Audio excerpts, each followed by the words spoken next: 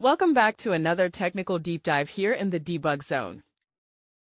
Today, we're tackling a big question and breaking it down with insights from other users. Hopefully, this clears up some misconceptions and helps you get the answer you need. So buckle up, stay a little curious, and let's jump right in.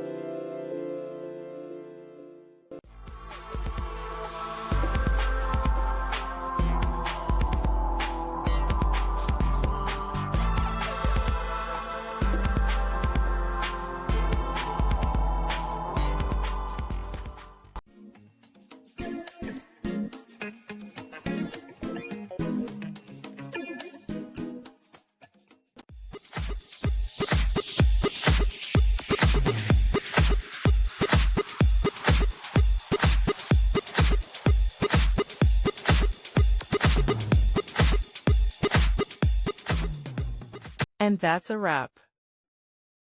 I hope you found the answer you were looking for. If you did, take a second to hit that subscribe button. It really helps out. And let me know in the comments which solution worked best for you. See you next time in the debug zone.